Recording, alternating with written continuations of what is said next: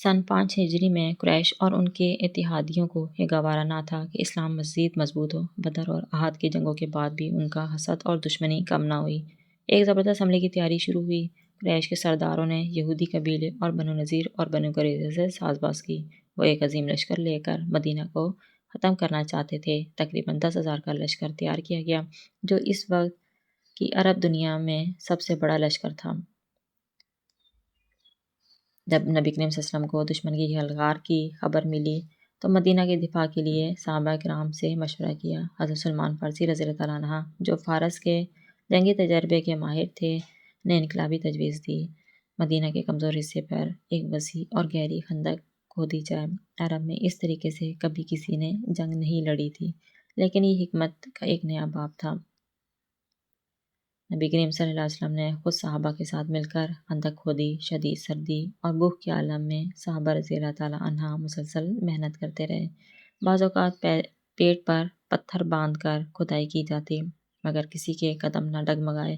آخرکار ایک وسیع اور گہری اور ناقابل عبور خندق مدینہ کے گرد تیار ہو گئی۔ جب قریش اور ان کے اتحادی مدینہ پہنچے تو حیران رہ گئے۔ ان کے لیے یہ ناقابل یقین تھا کہ مدینہ کے گرد ایک بڑی خندق موجود ہو جسے پار کرنا ممکن نہ ہو۔ ان کے جنگی منصوبے ناکام ہونے لگے۔ خندق کی وجہ سے وہ کھلے حملے نہ کر سکے اور کئی دن تک محاصرے میں رہے۔ اس جنگ میں سب سے بڑا خطرہ اندرونی غداری کا تھا۔ یہودی قبیلہ بنو قریظہ جو مدینہ میں رہتا تھا نے خفیہ طور پر قریش سے سازش شروع کی کہ وہ مسلمانوں کے پیچھے سے حملہ کریں۔ یہ وہ لمحہ تھا جب مسلمان دو محاذوں پر گھیر سکتے تھے۔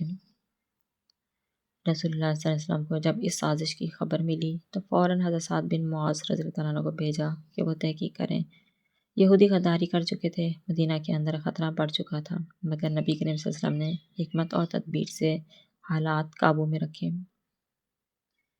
خندق کی دوسری طرف قریش کی فوج بدستور خیمہ زن تھی، لیکن وہ حملہ کرنے میں ناکام ہو رہی تھی۔ ایک دن چند قریشی جانباز، جن میں عمرو بن عبد جیسے مشہور جنگجو شامل تھے، خندق عبور کرنے میں کامیاب ہو گئے۔ مسلمانوں میں خوف کی لہر دوڑ گئی۔ حضرت علی رضی اللہ تعالیٰ عنہ نے نبی کریم صلی اللہ علیہ وسلم سے اجازت لی اور عمروں کے مقابلے میں اترے۔ ایک زبردست جنگ شروع ہوئی اور بالآخر حضرت رضی اللہ تعالیٰ عنہ نے عمروں کو قتل کر دیا۔ قریش کے دلوں میں خوف بیٹھ گیا۔ اسی دوران اللہ کی طرف سے ایک زبردست آندھی اور طوفان آیا جس نے کفار کے خیمے اکھاڑ دیے، آگ بجھا دی اور ان کے دلوں میں خوف ڈال دیا۔ قریش کے سرداروں نے پسپائی کا فیصلہ کیا اور وہ مدینے سے بھاگ کھڑے ہوئے۔ یہ جنگ مسلمانوں کی شاندار حکمت عملی اور اللہ کی مدد کا عملی مظاہرہ تھی۔ یہ جنگ کسی کھلے میدان میں نہیں بلکہ عقل، صبر اور ایمان کی طاقت سے جیتی گئی۔ اس کے بعد اسلام کو روکنا قریش کے لیے ناممکن ہو گیا۔ جنگ خندق ہمیں سکھاتی ہے کہ بڑی سی بڑی مشکل میں بھی ایمان، صبر اور حکمت سے کام لیا جائے تو اللہ کی مدد ضرور آتی ہے۔ یہ ایسی جنگ تھی جو بغیر کسی بڑی لڑائی کے جیتی گئی اور اس نے اسلامی ریاست کی بنیاد کو ناقابل شکست بنا دیا۔ یہی پیغام آج بھی ہمارے لیے ہے کہ آج اگر ہم صبر، عقل اور اللہ پر بھروسہ رکھیں تو دنیا کی کوئی طاقت ہمیں شکست نہیں دے سکتی۔